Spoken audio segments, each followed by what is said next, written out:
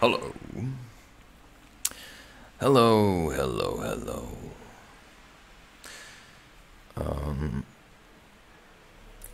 I think in this episode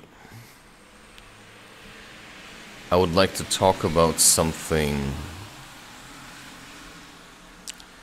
which is generally considered to be named or phrased as the fear of death. And there's something to think about, and I think I've picked the wrong image, because I have another image in my mind. Maybe I'll just check if it's there.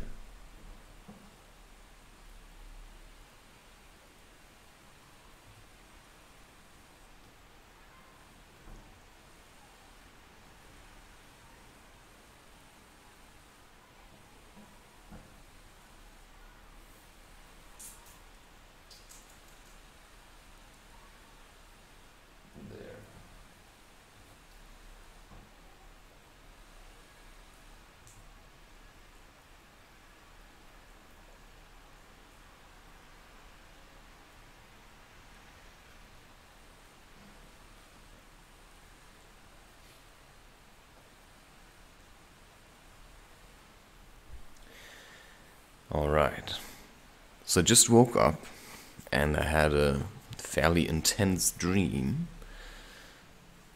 and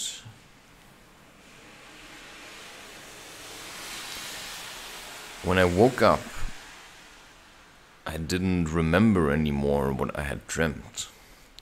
I knew it was still there somewhere, and I then kept listening to that audiobook by Jules Verne, 20,000 Leagues Under the Sea. And while I was listening to it, I got more and more angry. I felt this intense anger rising up. And until now I had quite enjoyed the story, but when they were in the ship and were describing all these seashells and stuff, I just got more and more angry, like really angry. And while I was listening to this and I felt this incredible anger, and I first thought, I think I hate the audiobook.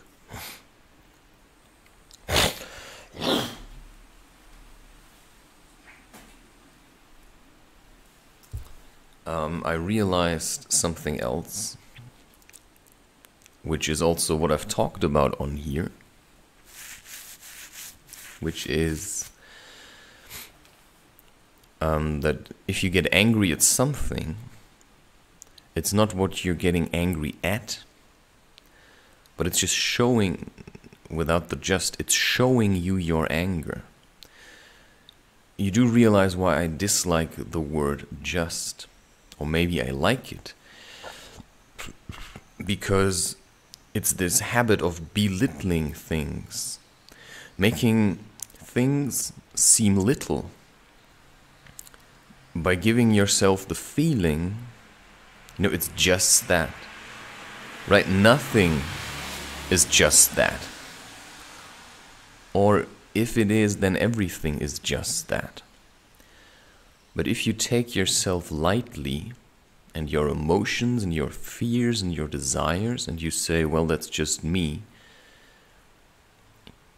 it's a form of looking down on yourself and depriving yourself of the things you want and you wish for.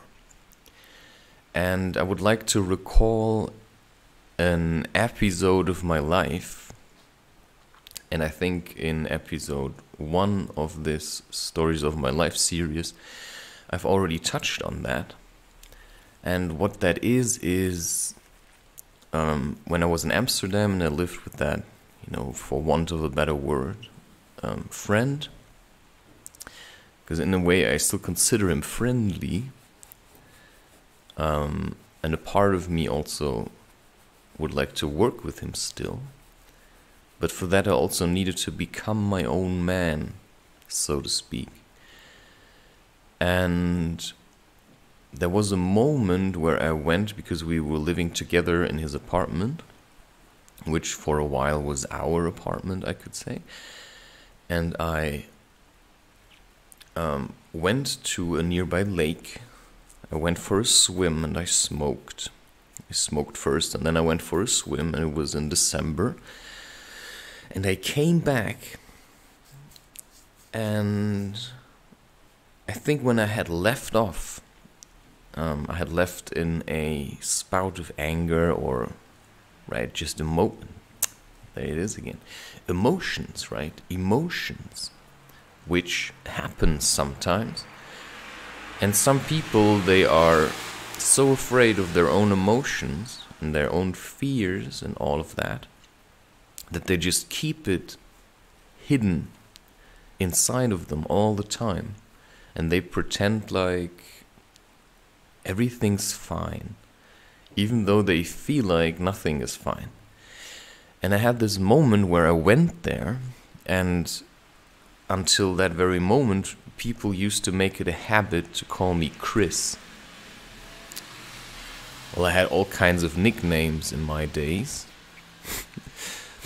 That sounds like an awfully long time, but it also feels like it, because I've spent what feels like millions of years figuring out who I am. Which I probably have because time is, after all, relative, which makes time more a feeling. And just saying, not just, but I'm saying, or meaning, people who are afraid to die have the feeling their life is running away from them, and that's why they never truly live. Instead, you should more live like, right, you can live towards your death, and then do everything in the meanwhile that you wanted to do. And then you're not sitting around and stalling life because you're afraid to death.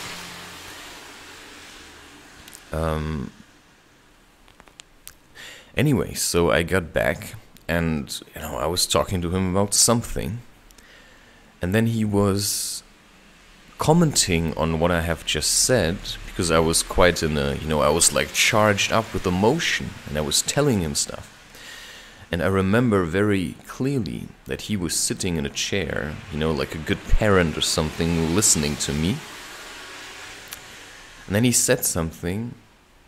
Oh yeah, well, I thought, when you left, because I had emotions. Yeah, well, what's it matter? I think he said something like this. It's just Chris. And at that moment, something snapped in me, and I said, no. I got really angry. It's not just Chris. It's not just Chris. My name is Christopher. And the reason why I flipped, you can call that flipping because, you're one side of the coin and then you flip it, and then you're the other side. And by accepting that, you can be always true to your emotions. So if you feel like shouting, you shout. And then there's no need to be afraid of having shouted because it was honest. And at that moment I said, it's not just Chris. And the reason I said that, because everybody always treated me like this. Oh, it's just him, he's like that. He sometimes has a fit of anger or whatever. And that made me so angry because he never took me serious. But the reason he never took me serious is because he had never been taken serious when he had emotional outbursts or when he was in pain or suffering. And that's why he didn't take himself serious, and that's why he couldn't take anybody else serious. So if anybody showed emotional outbursts, to him that was weakness, while I say that's strength. And I completely flipped, and it was probably one of those situations that led to him throwing me out, because despite his kind of warrior nature, I discovered, yeah, he's actually afraid of death too. And now I just had that dream, and when I woke up and I listened to that audiobook, and I got incredibly angry, and I started looking or feeling into myself for what was causing that anger, instead of just, continuously projecting it onto the audiobook that, just a few hours ago I had enjoyed immensely. And suddenly there was this anger, and I'll come later to the point why that specifically made me angry. And so my feeling guided me to do another session of rapé. And when I had seen, that what I had seen in my dream and what scared me was my fear of death, and I then did rapé, and I felt relaxed. But as it usually is if you're working with your fears, is that, right, you feel your fear very presently in one moment, and it's all there. It's like everything that scares you, it's like bam, right in your face. You can clearly see it, and it scares you immensely. Right? You might have your fear of death looking at you from the shadows of your own self. And that's the kind of fear that might keep you from going out into the forest at night or doing all kinds of things. But in that moment, I had the feeling, I just accepted that I'm going to die. Right? So you know that you're going to die, but you live anyway. I mean, you live like you're not going to die. Which means more like you don't live according to your fears. You live according to what you love. And if something comes to threaten your love for things, you tackle it. So just now, my love for this audiobook or the story was being discriminated or corrupted by my fear of death, which was still lurking inside of me.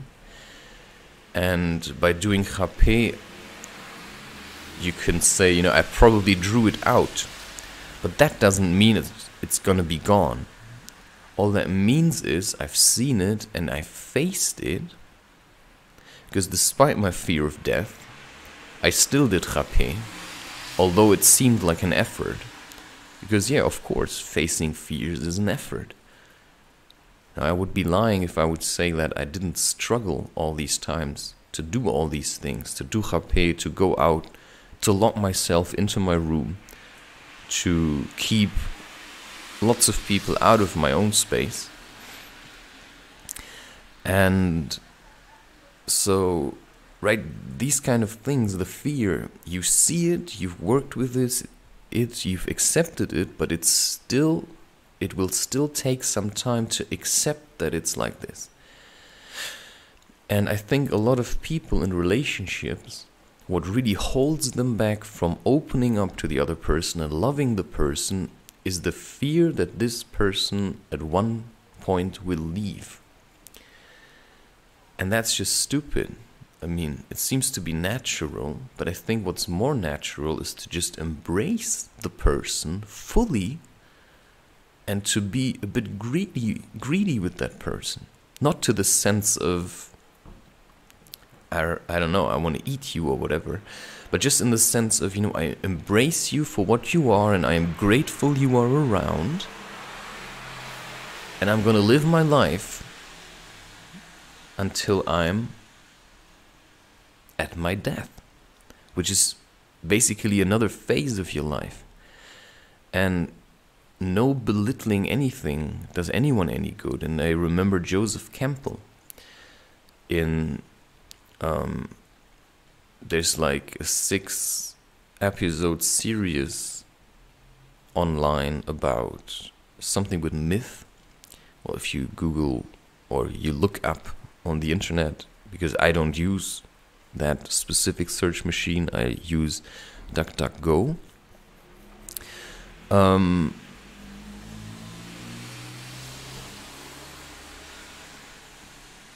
Maybe you could say out of principle, but also because I have the feeling Google pretends to be something that it's not. Like, they pretend to be awfully good and, you know, super efficient, while they're just greedy for data and all kinds of things. So I rather use DuckDuckGo, and they say they're more about privacy. I've tried others like StartPage or Ecosia, but DuckDuckGo is the one I settled on for some reason.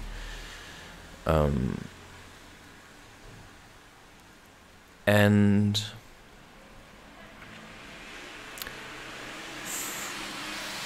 anyway, he was talking about indigenous people, and even though he seemed to be friendly towards them, when he was talking about them, he often said, you know, there was a monk or something, and he took him to his room, and he would say, yeah, he had this little room with these little things. You know, he was always belittling these indigenous people. Although he was a traveled man, he still seemed to think himself separate from them, and as though he was standing above them, like, you know, they're just savages. And that's basically the theme of Brave New World, which is also a very good read. I don't know if I'm going to tackle that another time. Might be worth reading it. But generally speaking, yeah, what's the purpose of life? Purpose of life is living until you die. So when you're being born, there's nothing as certain as that you're going to die. And a lot of people, they pile up a lot of wealth and money, and they actually do it for themselves because they're selfish, or they write books because they think, you know, they're gonna last. But what's it matter? I mean, you're around for a certain time, and you do what you can to live according to your own desires or ambitions or wishes or needs or purposes. And the only way to feel alive is by living and by making experiences that show you that you're alive. So when you stay at home in your comfort zone all the time, but you don't know what to do with it, so I'm being creative because it makes me feel alive. You know, I'm being creative. I'm creating things. And there are some that refer to humans as creator gods. And if you're a creator god, whatever that means, it's just an entity, a being, a form of being, but you don't create, that's kind of then senseless. Like, there's no sense or no joy to life if you aren't creating. So every time you stop doing whatever it is that you feel like doing at the moment, whether that is sleeping or stretching or eating different, because you're afraid to change something, because you cling to the self that you think you are, then you're going to be trapped in this kind of state of maybe nothingness, right? I don't really feel anything. I don't allow myself to make uncomfortable experience, such as any experience that is new is uncomfortable. I mean, it's like a snake shedding its skin. That's uncomfortable at first, right? It has to struggle to get out of the skin. And therefore, yes, life is a struggle. And like Jerry says it, you know, life is effort and it'll stop when I die. That's from Rick and Morty. And I would say that Jerry is one of the most underrated characters. You know, he's the guy everybody always looks down on. But he actually says some pretty smart things. He's actually quite funny. I remember that scene where, you know, there's some kind of situation and Morty, I think involving Morty, and Jerry says something to Morty, right, that he's gonna say, I told you so, or maybe he doesn't say that. And then in the end, Morty comes back to him, asking him for help, and then Jerry stands there and says, but let me first take a large sip of I told you so, right? And then he makes this moment, you could say, embarrassing, which he just takes like an empty glass, or I think he just an imaginary glass, and he gulps down this, right, I told you so. And I mean, that's incredibly funny, but everybody has this air towards him like he's just a piece of shit or he's whatever, but he is the way that he is. And sometimes a woman needs a strong man because maybe her fear of herself or of death or whatever is too great for her to overcome, and she knows that, and so she knows I need a strong man. And then it's her job to find a man that is strong so that she can be strong too. But I would say sometimes there are women that are quite strong, and for some reason they fall in love with a man that's maybe weak. And then I would suggest that it's their job to help that man through life. However much a drag it is, because it is a drag if you're dragging somebody along, but you can also work towards making that person feel loved, because maybe that person has no love for themselves. And if you have no love for yourself, you cannot allow yourself anything ever.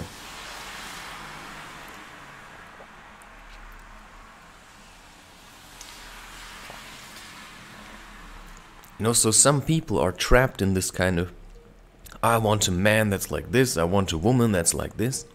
You know, I want to be like somebody else. Well, then be like somebody else. But try to be like yourself, because yourself is basically somebody else. The version of yourself that has seen death and accepted it is different from the version of yourself that is just shutting himself off from the world and pretending to be overly dangerous or something. Because that's the attitude that I took up for a while.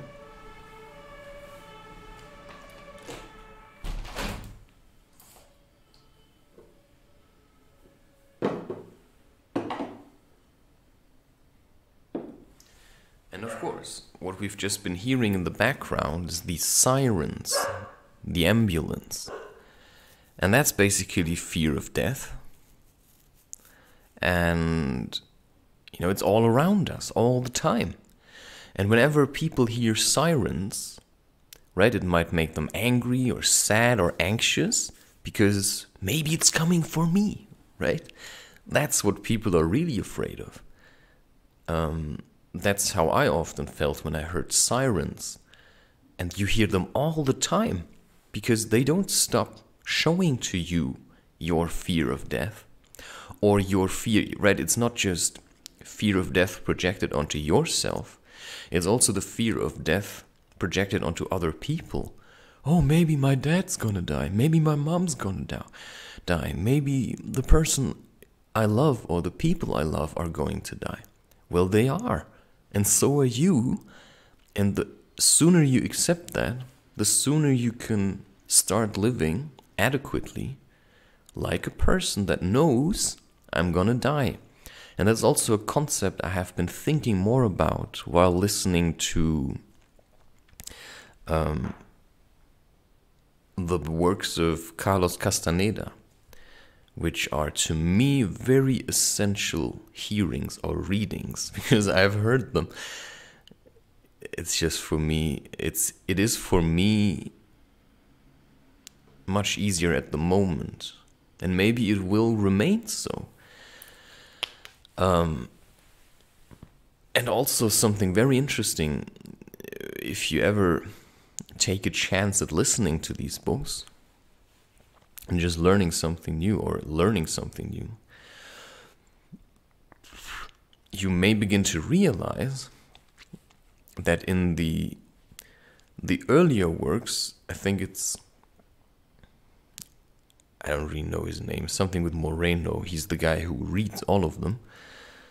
And in the beginning he had quite a strong lisp, and maybe that's because of his Spanish heritage. But in the later works, for example, Journey to Islam, that lisp is gone. So he worked on himself, and he learned how to pronounce words differently. And that's just the power of learning and opening up to new experiences and overcoming. Well, I won't call it a flaw because, well, in Spanish and these languages, they kind of lisp, right? But in English, they don't. So he allowed himself to change, and it's incredible. He's one of the most powerful readers, Luis Moreno, that's his name, that I've come across. And I cannot say who he is or what his emotional background is, if he can relate to any of the experiences described in these books. I can't quite say. Sometimes I hear people reading books and I have the feeling, right, they can't really relate to what is being read. They're just, not just, but they're reading it without knowing how it feels like. And that's what sometimes annoys me. And that's also one of the reasons why I'm eager to record my own audiobooks, to see whether they have a different effect. And, well, what I can say till now, at least I'm not afraid of making mistakes in these recordings. But in any case, I've met a lot of people that took psychedelics and then stopped and then do whatever. And I think what is holding people back from living most of the time is their fear of death. And just because you've heard this now doesn't mean it's going to be gone. I mean, it's going to take a long time to work that out of yourself. Because that's what you have to do, because you've basically been nourished into life by people who are afraid of death. And that even the concept of suggesting to them that you can let go of that fear makes them angry. And I've just had it recently, or I have had it recently. I don't know if the word just is really that bad, because just and unjust, right? Suddenly the word just has a different meaning. You see, that's the weird thing, where you understand that words have no meaning at all. They have whatever meaning people give to it. And that's why labeling yourself with words, I'm like this, I'm like this, I'm like that, is insufficient in describing who you truly are. And I would say that you can always reshape those words, right? I used to say, I'm afraid of certain things. Well, there are some things where I can say, I was afraid of them. I was afraid of dogs.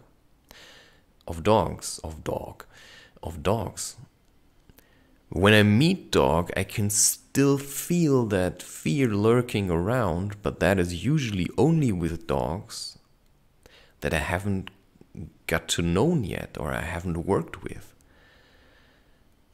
And the only way I overcame that fear, which is quoting, not really quoting, but just the idea of, right, it's from his Dark Materials, Jorek Bernison, who answers Lyra when she asks him, Jorek, are you never afraid? And he answers, when I am afraid, I overcome my fear.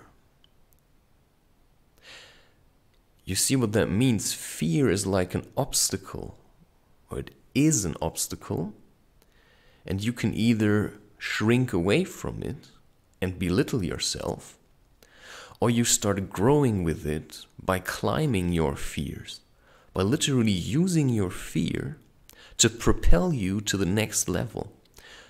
So if you're afraid of love, which most people are, because they're afraid to die,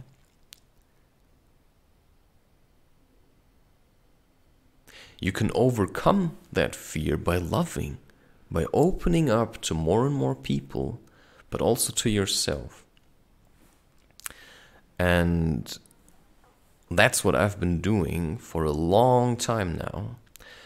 And that's also when I realized that a lot of the things that people say, I remember that I probably used to relate to them more and their fears, but because I've kept myself distanced from those people, I could understand that it actually wasn't my fear, it was their fear, and I adopted it to be like them and to be liked by them.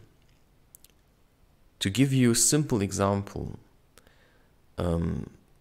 somebody dies in your surroundings, maybe, I don't know, a neighbor. And then you stand in the kitchen, and let's say your father comes, and he tells you about it. He says, or so-and-so just died. And the kind of response he wants to have is, oh, that's very bad. Oh, no, right? So it's basically rejecting the idea of death. And then you would give your father the feeling, everything's all right. Which is weird, in a sense. And, well, I'm not trying to hide it, but my response was, well, you cannot hang around here forever, right? I mean, at some point, you have to move on. And when I said that, he kind of nodded, and then he left, and then he came back. Oh, what do you mean with that? I said, well, that's how it is. When you're born, the most certain thing is that you're gonna die in one way or another. Sooner or later, whatever. And then he said, well, something about his own death. Yeah, well, that's a certainty as well. And I think often it's learned behavior, but also something you're born with. Because if you consider what does it mean to be a creator God, it means, yes, part of you is godly. If you consider God to be anything, you can consider God to be life. You don't have to call it God, it's just a word. And it is a word. It's a powerful word if it gives meaning to you. To me, it's a word. And I can call it spirit or life. And spirit, right, if you see life as a whole, as an entire organism, as something that is connected on all facets, it means that it's one egg. And you could say that inside the egg, which is oneness, is lots of things. It's like you, and it's everything, every fear, every whatever demonic creature, everything is inside that egg. But there's still also an outside to the egg. So you can live inside the egg, lumped together with everything, or you can live inside and outside the egg. So you can live like an unhatched chicken all your life and try to be in that zone of being a little child, or you outgrow yourself, and sometimes you live inside the egg, which is what I'm doing at the moment, I have the feeling, but not entirely, because while I'm inside the egg, which is that room, those 20 square meters I confine myself to, but I also reach out beyond the reaches of this room, and then you begin to realize, holy shit, like this room allows me, due to the internet, to reach out to the entire world. How could I ever feel alone in here? I mean, I have everything in here that I need. And that's as liberating a thought or a feeling, because it's more a feeling, than I can have. Because I know if I don't feel like leaving the house, I stay inside. If I don't feel like working, I sleep. Because I don't have to put off sleeping, because I try to stay awake because I'm afraid to die, because my fear of death is keeping me up all night. And ultimately, any fear is fear of death. Fear of death is just basically the big thing, like the biggest fear you have. And that's the same thing with being unloved, right? If people ignore you, you get the feeling that they pretend you don't exist. And that scares you because it gives you the feeling of being dead. That's what I had to face recently. There's somebody in my life who I want to and try to and have managed to love very much. But I was being ignored. And that really angered me. Because if somebody is pretending like you're dead, it's an awful feeling until you work through it and realize, whoa, I'm not going to give them that. I'm not going to pretend I'm dead. I'm going to show them that I'm alive. And, well, the best tool to show a lot of people that you're alive is by putting yourself out there and showing yourself. And I've shown myself with all my facets. And this now is a different facet, which is one that isn't so prone to anger, but can still be angry. So, right, instead of shutting anger away from me, I allow anger to be, and if I want to, I can channel it into your face with an angry glare, just to keep you off my back, to scare you a little. Or I can transform it into love by doing a painting. And neither is good or bad. It's just whatever is needed in the moment that you feel like doing it. And I think that's the way to overcome fear.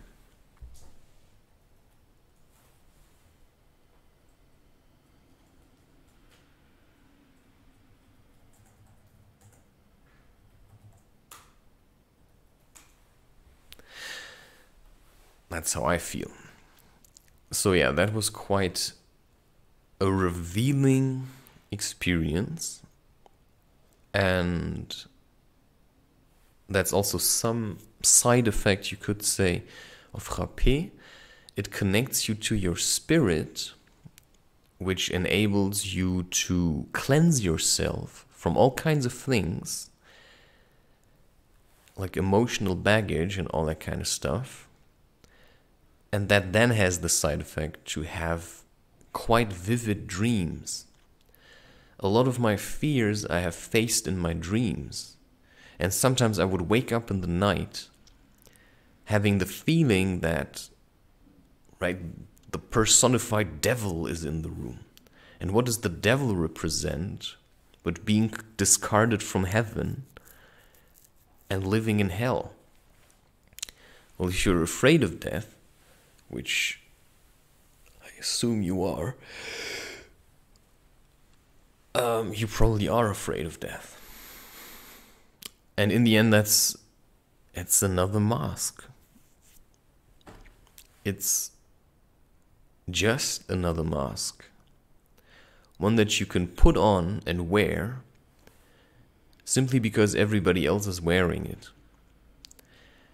And so when I said that to my father, that, well, right, she had to move on, surely. I mean, at some point, there's no use in clinging anymore. So you just let go and you die. He got a bit angry at that, because it's what he is afraid of. Because to do that, you need trust or faith, whatever that means. But basically means a feeling it's all right. Which doesn't mean you cannot stand against oppression. It doesn't mean you simply live in a state of non-doing.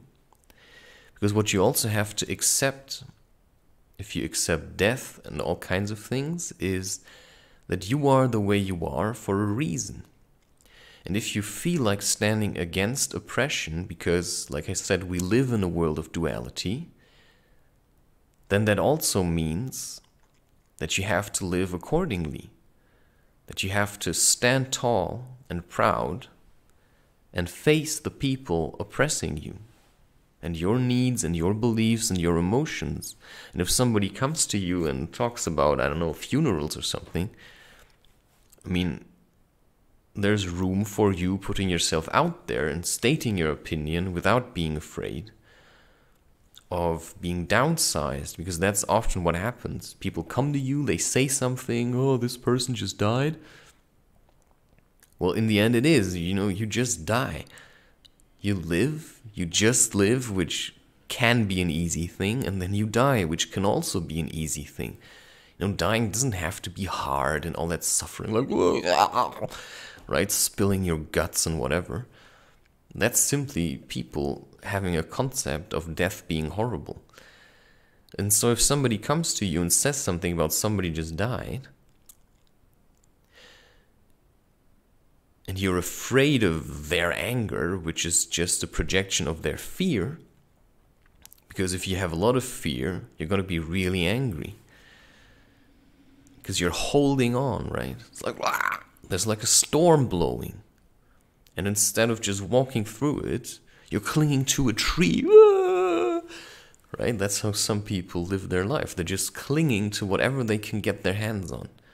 That's also this collector spirit, just collecting all kinds of things and piling them up, whether it's money or whatever, because you think that money's going to save you. It won't. You will die anyway. And maybe you can freeze yourself.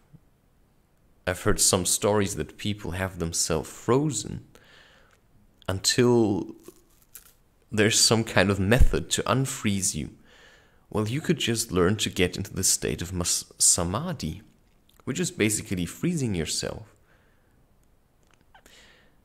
It's a deep state of meditation. Samadhi, I think. And there's so much information out there on these things. I'm one source. I could say just one source, but I'm one source. Oh my. And now I feel very tense and tight. A bit tired. But I also had the feeling I really want to share this now. While it's still fresh.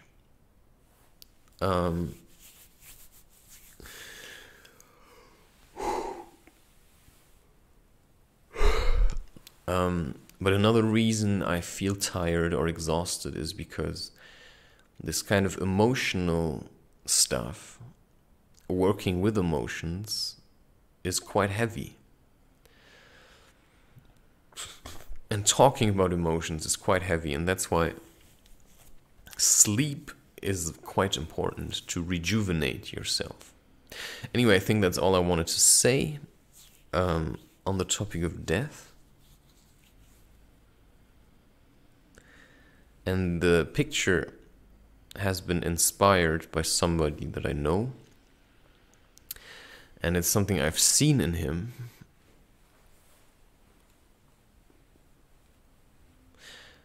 And I tried showing him. But that's the thing, if some people, they're nourishing their fears instead of their love, they just cling to being afraid. And that's what I mean. You don't go from, I'm afraid and I think I have a phobia or whatever, to, oh, now I'm free. No, it's like a gradual process. It's taking baby steps towards saying, oh, I looked at my fear of death. But the fear's still gonna be there, so you have to make a mental effort to flip the coin or to keep it in the middle, right? To neither be, oh, I love life, because at the end of, oh, I love life, is, oh my God, I'm gonna die. And that's people that try to be in bliss all the time, just try to keep that feeling of, I'm gonna die. And that's maybe what explains to me also this state of bliss that I had, I think just yesterday, where I was in this complete state of bliss. And when I got out of it, because at one point I had to open my eyes, like a baby that's being born, you have to open your eyes. And then you have to accept that after you just felt incredibly at peace and in pure bliss, you had no pain at all, nothing, no suffering, you were in heaven for however long it took you. And then when you open your eyes and you get up, you are in a dying body. And all you can do is work all that heaviness out of it. Anyway, I'm going to stop here. Cheers.